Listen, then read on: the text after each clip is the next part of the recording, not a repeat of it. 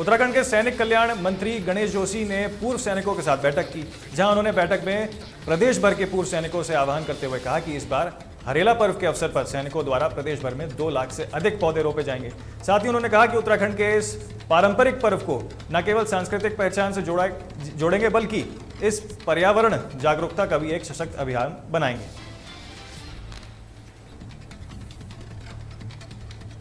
आज सावन का पहला सोमवार है। वहीं हरिद्वार के कनखल में स्थित दक्षेश्वर महादेव मंदिर में आस्था का जन सैलाब उमड़ रहा है। असल में मान्यता है कि सावन के महीने में भगवान शिव अपने ससुराल कनखल में ही निवास करते हैं और यहीं से सृष्टि का संचालन करते हैं। इसी मान्यता की वजह से हजारों की संख्या में श्रद्धालु मंदिर की परिक्रमा करके जलाभिषेक के लिए लंबी लंबी कतारों में खड़े दिखाई दिए।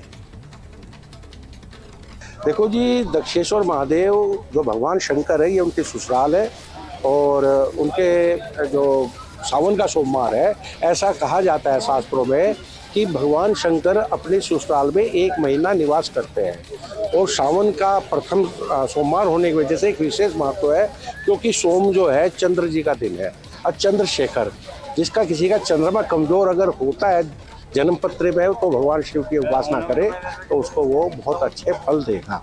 भगवान शिव की ससुराल कनखल राजा दक्ष की राजधानी और आशुतोष भगवान, जब भगवान विष्णु सैन्य में जाते हैं देवशयनी एकादशी को, तो उसके बाद संपूर्ण ब्रह्मांड का संचालन भगवान शिव के द्वारा होता है 4 महीना। उसमें 1.25 महीने का निवास स्थान भगवान दक्षेश्वर महादेव मंदिर कनखल में भगवान शिव का रहता है। इसमें विशेषकर श्रावण का पूरा मास रहता है, जन्माष्टमी तक का। तो जो भी भक्त श्रावण मास में प्रतिदिन आकर के अभिषेक करते हैं, उनकी सारी इच्छाएं पूर्ण होती हैं। खास करके उत्तर भारत में वर्तमान में जो कांवड़ मेला चल रहा है, जितने भी कांवड़ के जो शिव भक्त आते हैं, गंगा स्नान के बाद भगवान शिव का अभिषेक करते हैं, फिर अपने अपने नगर ग्राम को गंतव्य स्थल पर जाते हैं।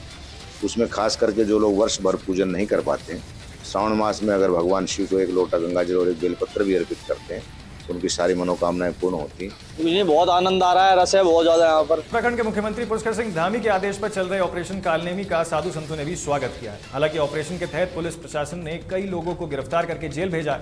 वहीं साधु संतों का कहना है कि ये ऑपरेशन सराहनीय है, क्योंकि इस ऑपरेशन के माध्यम से समाज में छुपे बहरूपियों की पकड़ा जा रहा है। उत्तराखंड के यशस्वी मुख्यमंत्री पुष्कर सिंह धामी जी ने जो कालनेमी ऑपरेशन चालू कराया है, उसका बहुत अच्छा रिजल्ट हमें मिल रहा है। जो भी संत के बेस में यहाँ पर बहुत सारे ऐसे समाज में लोग आ चुके हैं, जिसकी वजह से एक संतों की जो मर्यादाओं को ठेस पहुँचती है, उन्होंने इस ऑपरेशन को चालू करके पुलिस ने इसमें बहुत अच्छा काम किया, बहुत सारे लोगों को पकड़ा है। मुख्यमंत्री जी ने जो कालनेमी ऑपरेशन चलाया है वो बहुत अच्छा है, लेकिन कालनेमी ऑपरेशन का मतलब है कि कालनेमी का मतलब होता है कि साधु के भेष में, जैसे रामचरितमानस में इसका वर्णन आया कालनेमी से, वहीं से चल रहा है। तो साधु के भेष में, साधु का भेष बना करके जो लोग गलत कुकृत्य करते हैं, जैसे हनुमान जी को जब वो संजीवन बूटी लेने गए तो कालनेमी ने उनको रोकने का प्रयास किया कि ये संजीवन बूटी लेकर के लक्ष्मण जी तक फिर पहुंच ना सके, तो उनको रोकने का प्रयास किया। कालनेमी जो ऑपरेशन सरकार चला रही है उसका बहुत अच्छा है और कालनेमियों को पकड़ना चाहिए। डीजे बजाने को लेकर हरिद्वार के एसएसपी ने साफ गाइडलाइंस जारी करते हुए कहा है कि देखिए, डीजे संचालकों का उल्लंघन करने पर कड़ी कार्रवाई की जाएगी। साथ ही ऑपरेशन सहित मुकदमा दर्ज किया जाएगा। आपको बता दें कि हरिद्वार में कांवड़ यात्रा के दौरान ध्वनि प्रदूषण और ट्रैफिक की शिकायतों को गंभीरता से लेते हुए पुलिस ने डीजे संचालकों को नोटिस जारी किया है, जिसके बाद कार्रवाई करने के सख्त निर्देश दे दिए गए हैं।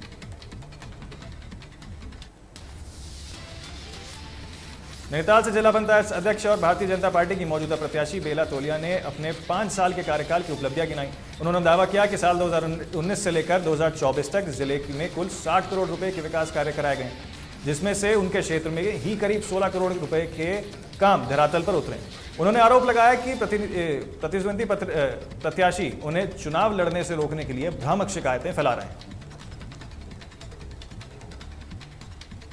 जनता का बहुत अच्छा रिस्पांस मिल रहा है और जहां हम नहीं पहुंच पा रहे वो इंतज़ार कर रहे हैं। और वैसे उन्होंने खुद ही डोर टू डोर प्रचार कर दिया है, पर वो कह रहे हैं एक बार आप आ जाएं तो गांव वालों को थोड़ा अच्छा लगता है कि हमारी प्रत्याशी आई है। देखिए, हमारे पंचायत चुनाव में तैयारियां पार्टी की तरफ से चालू हैं। पार्टी ने अधिकृत प्रत्याशी बनाया, तो हमारे पार्टी के 15 ग्राम सभाओं के सभी कार्यकर्ता हमारे लगभग क्षेत्रों में भ्रमण पर निकल चुके हैं और प्रत्याशी भी जा रहे हैं, लेकिन हमारे इस सीट पर 21 रामड़ी आंसिंग पनियाली में लगभग 48 बूथ हैं और दिन कम है। उपस्थिति हर घर में पहुंचाने की कोशिश कर रहे हैं प्रत्याशी को, और वरना हमारे सभी ग्राम सभा में कार्यकर्ता अपने प्रचार प्रसार में अपने प्रत्याशी के लिए श्रीमती बेला तोलिया बाइटवेव इंडस्ट्रियल स्मार्ट सिटी ने एक महत्वाकांक्षी प्रोजेक्ट की शुरुआत की है जो 1831 एकड़ में फैलेगा और जिसमें उद्योग, कृषि, शिक्षा, स्वास्थ्य, पर्यटक, आवास विकास सभी को एक साथ जोड़ने की योजना है। आपको बता दें कि इंडस्ट्रियल स्मार्ट सिटी को 2 चरणों में विकसित किया जाएगा। वहीं वाइवेट के एमडी पंकज शांडिल्य ने कहा कि आने वाले वर्षों में स्मार्ट सिटी हजारों युवाओं को रोजगार के साथ ही बाजार के छोटे व्यापारियों को भी प्लेटफॉर्म देगा। यह औद्योगिक स्मार्ट सिटी है जो कि कृषि और खाद्य इंडस्ट्री पर जुड़ा प्रोजेक्ट है। यहाँ पर जो भी अलॉटमेंट होगा वो कृषि और खाद्य उद्योग से जुड़े का होगा, लेकिन प्रथम चरण में जो हम 100 एकड़ पर देने जा रहे हैं वह मिश्रित उद्योग है, जैसे सिरकुल मिश्रित उद्योग है। लेकिन यहाँ पर स्पेशलाइज किया गया है 1511 एकड़ में 100 एकड़ मिश्रित है, 152 एकड़ मिश्रित है, बाकी एग्रीकल्चर और फूड इंडस्ट्री। खबर रुड़की से है जहां पुलिस को बड़ी सफलता हाथ लगी है। असल में ऑपरेशन कालनेमी के तहत फिरान कलियर से 5 पाखंडी बाबाओं को गिरफ्तार किया गया है। बता दें कि पुलिस के द्वारा अब सभी को खिलाफ आगे की कार्रवाई करने की तैयारी की जा रही है।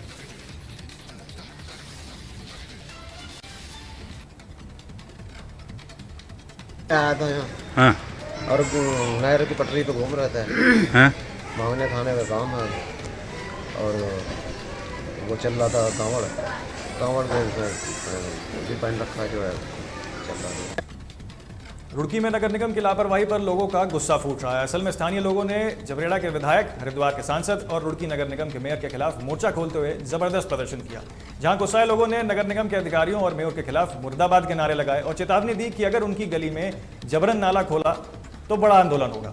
आपको बता दें कि प्रदर्शनकारियों का आरोप है कि सड़क के किनारे से नाला निकालकर उनका पानी जबरन आगे भेजा जा रहा है, जिससे उनके घरों में जलभराव और गंदगी की समस्या खड़ी हो रही है। शिवपुरम गली नंबर 10 में रहता हूँ। हमारी समस्या इस प्रकार है कि ये जो नाली जो है ट्यूबवेल की नाली थी, लेकिन इसको महानगर निगम ने जो है इसको क्या नाला घोषित कर दिया है, जबकि है नहीं ऐसा है।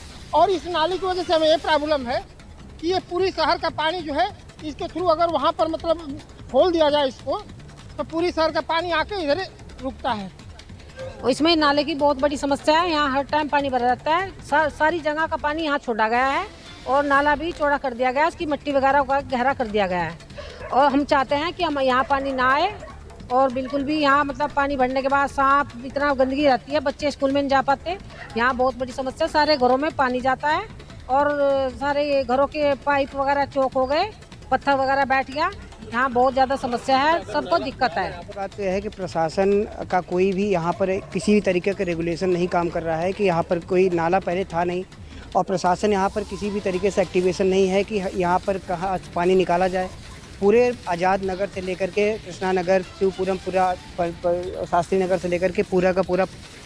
आगामी पंचायत चुनाव को लेकर सियासी माहौल धीरे धीरे गर्म होता जा रहा है। वहीं इसी कड़ी में हल्द्वानी क्षेत्र में जानी मानी समाजसेवी राधा सुयाल ने क्षेत्र पंचायत सदस्य पद के लिए अपनी दावेदारी ठोकी है। राधा लंबे समय से सामाजिक कार्यों से जुड़ी रही हैं और क्षेत्र में उनकी साफ सुथरी छवि को देखते हुए ग्रामीणों ने उन पर उम्मीद जताई है और खास उत्साह देखने को भी मिल रहा है। राधा सुयाल ने कहा है कि आज भी कई गाँव ऐसे हैं जहाँ जरूरी सुविधाएं उपलब्ध नहीं है।